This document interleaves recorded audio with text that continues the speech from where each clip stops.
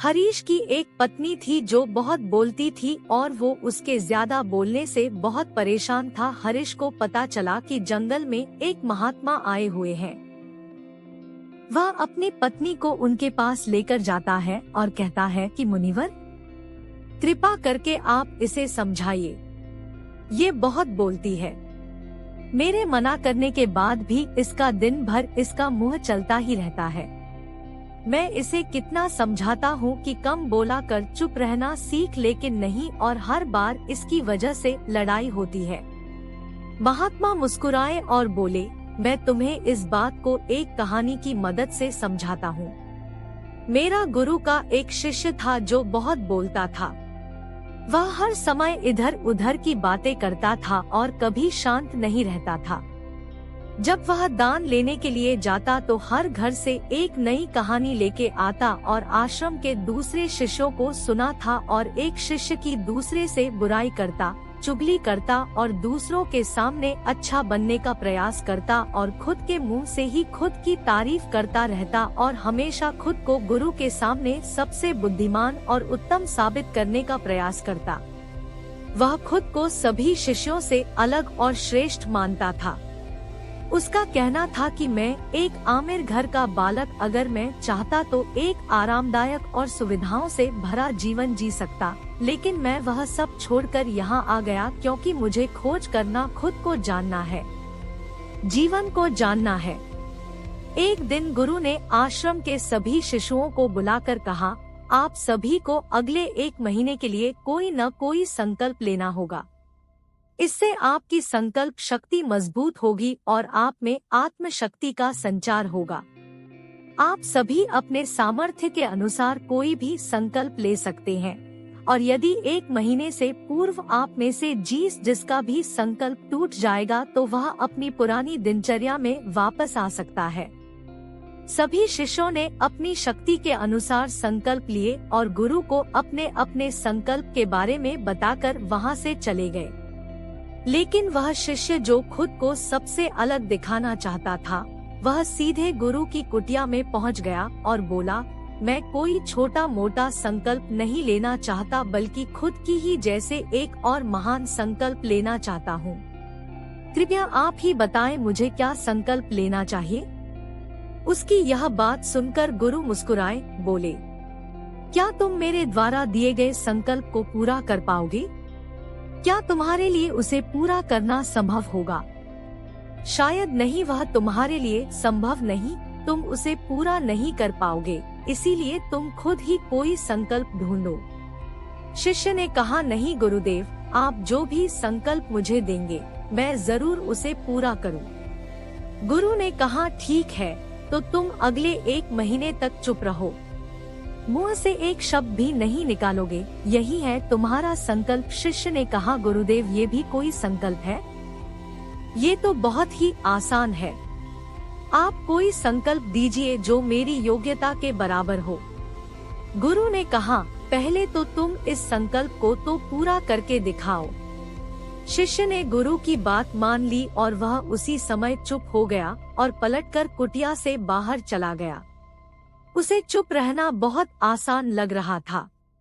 उसने एक दिन तो जैसे तैसे चुप रहकर काट लिया, लेकिन दूसरे दिन से उसके मन में ना बोलने का बोझ बढ़ने लगा और तीसरे दिन उसे भारीपन महसूस होने लगा और चौथे दिन उसके अंदर एक अजीब सी बेचैनी होने लगी, क्योंकि आसपास आश्रम के सभी शिष्य एक दूसरे से बातें कर रहे थे। वह भी अपना पक्ष उनके सामने रखना चाहता था, उनकी बोलती बंद कर देना चाहता था, लेकिन उसका संकल्प उसके आ रहा था, इसीलिए वह पूरे दिन सिर्फ और आंखें बनाता। इसी तरीके से कुछ दिन और बीते और वह शिष्य बीमार पड़ गया।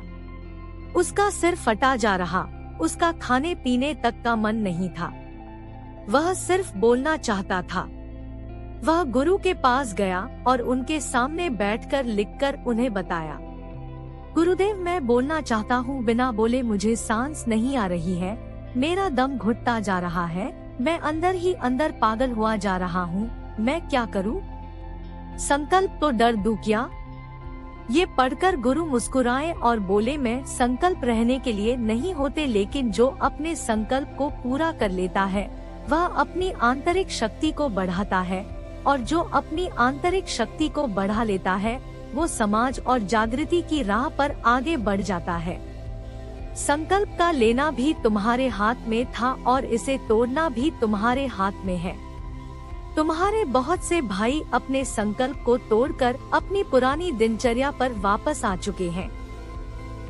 अगर तुमसे नहीं हो पा रहा तो तुम भी संकल्प तोड़कर अपनी पुरानी दिनचर्या पर वापस जा सकते हो, लेकिन याद रहे, अगर आज तुम इस छोटे से संकल्प को नहीं संभाल पा रहे तो तुम अपनी बाकी की पूरी जिंदगी को कैसे संभाल सकोगे? बाकी फैसला पूरी तरह से तुम्हारे हाथों में है। गुरु की यह बात उस शिष्य के दिल में चोट कर गए।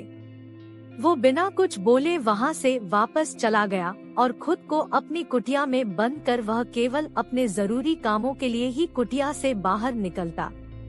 बाकी सारे समय कुटिया के अंदर ही बैठा रहा। 15 दिन बीत चुके थे और आश्रम के लगभग सभी शिष्यों का संकल्प अब तक टूट चुका था, लेकिन उसका संकल्प अभी भी जारी था। संकल्प लेने के बाद से अब तक उसने एक शब्द भी नहीं बोला। सारा आश्रम हैरान था कि इतना बोलने वाला इंसान चुप कैसे हो। 15 दिन बीतने के बाद वह दोबारा अपने गुरु के पास गया और लिखकर बताया है, गुरुदेव, मैं बाहर से तो चुप हूँ, लेकिन मेरे भीतर बहुत सी आवाजें हैं, बहुत सी चीख पुकार और शिकायतें हैं। मैं अंदर ही अंदर बात करा रहता हूँ। मेरा मन तरह तरह के प्रश्न पूछता है। मैं बाहर से जितना मोर, भीतर से उतने ही शोर शराबे से भरा। क्या इस तरह से मेरा संकल्प अभी भी है? गुरु ने कहा, हाँ, तुम्हारा संकल्प अभी भी जारी है, लेकिन जब तक लोगों की ये आवाजें तुम्हारे कानों में पड़ती रही, तुम्हारा मन बोलता रहेगा, क्योंकि इसे तो आदत है। तुम भले ही बाहर से चुप रहो, लेकिन तुम अंदर ही अंदर बोलते रहोगे। तुम्हें इन बातों से, इन आवाजों से दूर जाना चाहिए। शिष्य गुरु को प्रणाम कर वहाँ से चला जाता है और सुबह होते ही अपनी कुटिया छोड़ जंगल की तरफ चला जाता है। कई दिन बीत जाते, संकल्प का समय भी पूरा हो जाता है, लेकिन शिष्य लौटकर नहीं आया। आश्रम में सभी को डर था कि कहीं जंगली जानवर ने उसे खाना लिया हो। इस बीच उसे ढूंढने की बहुत कोशिश की गई, लेकिन वह कहीं नहीं मिला। गुरु भाइयों ने मान लिया था कि जंगली जानवरों ने उसे अपना शिकार बना लिया है, लेकिन गुरु को ऐसा नहीं लगता। एक दिन आश्रम का एक अन्य शिष्य गुरु के पास आया और बोला, गुरुदेव, हमारे उस अधिक बोलने वाले भाई के साथ क्या हुआ होगा? जानवर ने उसे मार दिया होगा। गुरु ने कहा, हो सकता है कि जानवरों ने उसे अपना शिकार बना लिया हो, लेकिन उसके न लौटने की एक दूसरी वजह भी हो सकती है। शायद उसे वह मिल गया है जिसके लिए वह गया था। फिर शिष्य ने पूछा, गुरुदेव, क्या ज्यादा बोलना इतना हानिकारक होता है? गुरु ने बोला, कहा, इंसान के जीवन के बहुत सारे दुखों में से एक दुख ही यह भी है कि वह कभी चुप नहीं रह सकता, हमेशा कुछ ना कुछ बोलता ही रहता है। सिर्फ हमारे बोलने के कारण हमारे आधे से ज्यादा दुख पैदा होते हैं। हम में से कोई भी चुप नहीं रहना चाहता, हम बस सामने वाले को सुना देना चाहते हैं।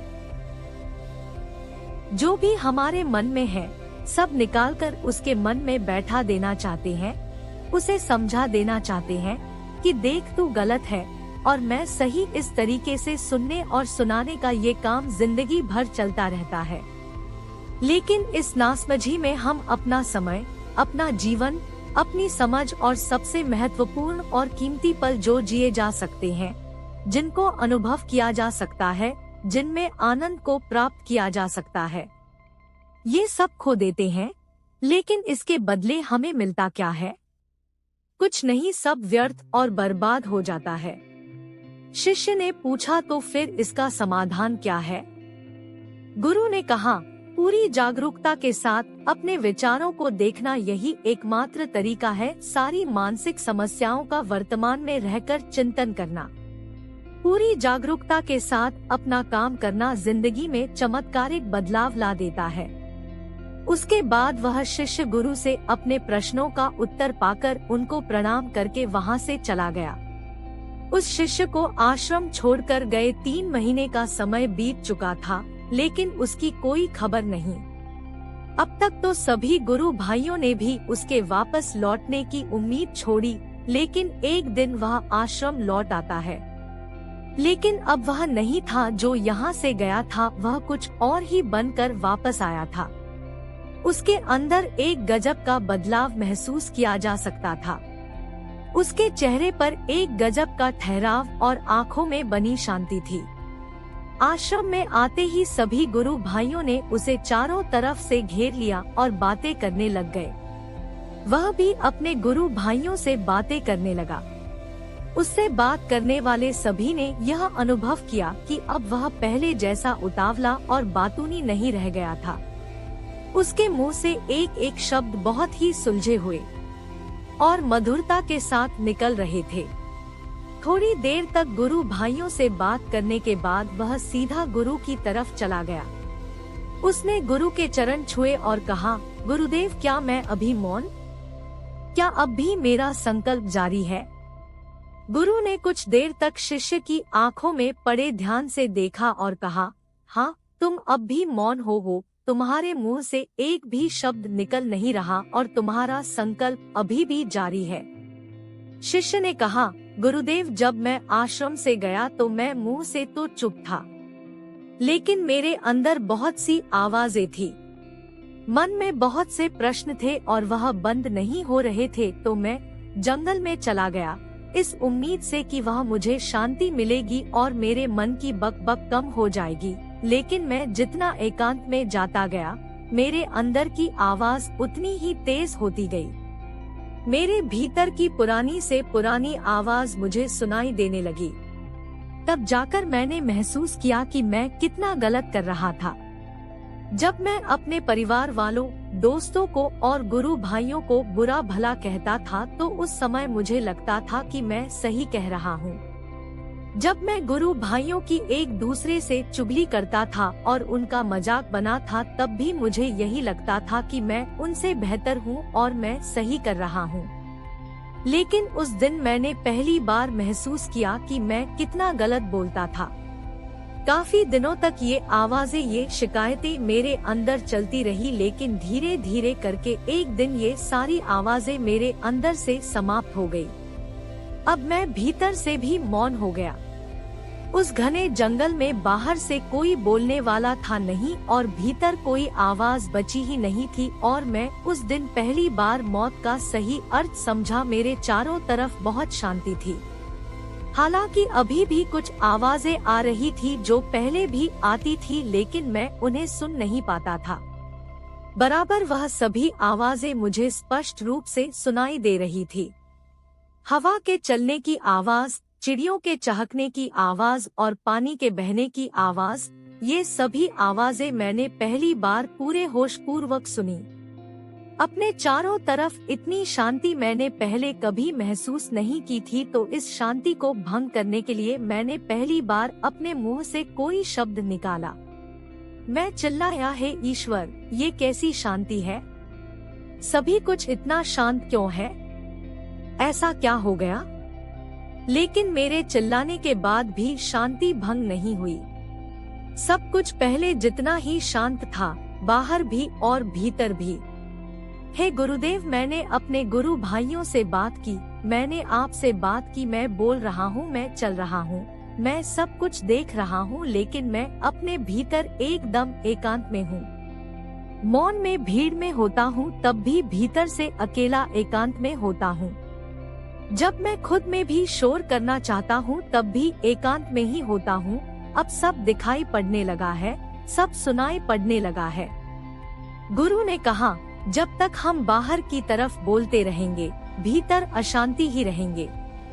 लेकिन जिस दिन हम भीतर की तरफ मुड़ जाएंगे, तब हमारे मुंह से कुछ भी निकलेगा, हम शांत ही रहेंगे।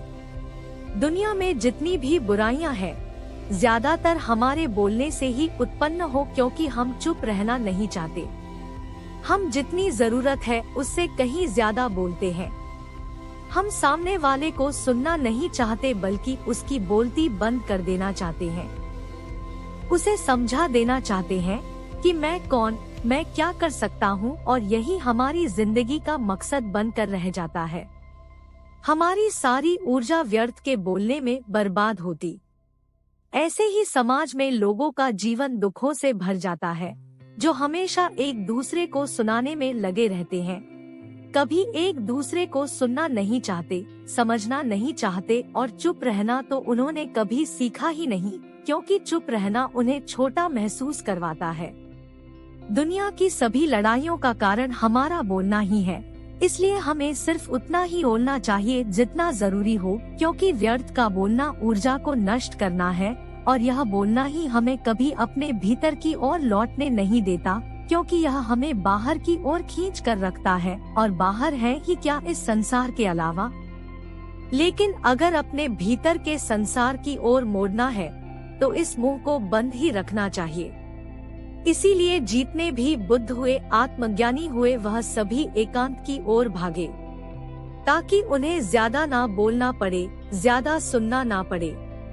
वह एकांत में रहें और शांत रहें, इसीलिए आसानी से भीतर की यात्रा कर पाए। लेकिन अगर कोई चाहे तो इस संसार में रहकर भी एकांत में रह सकता है, शांत रह सकता है, लेकिन इसके लिए उन्हें अपनी ऊर्जा बचानी होगी, जिससे वह अब तक अपने व्यर्थ के शब्दों में बर्बाद कर रहे थे। दोस्तों, इस कहानी की सीख यही है कि व्यर्थ का बोलना ऊर्जा को नष्ट करना है। ज्यादा और व्यर्थ बोलना ही हमें अपने भीतर की ओर लौटने नहीं देता, क्योंकि यह हमें बाहर की ओर झुकाए रखता है, और जिन्हें भीतर की यात्रा करनी है उन्हें अपने मुंह को बंद ही रखना चाहिए। मुझे उम्मीद है कि आपको यह कहानी पसंद आई होगी और काफी कुछ सीखने को मिला होगा। कहानी के बारे में अपने विचार आप हमें नीचे कमेंट बॉक्स में कमेंट करके बता सकते हैं।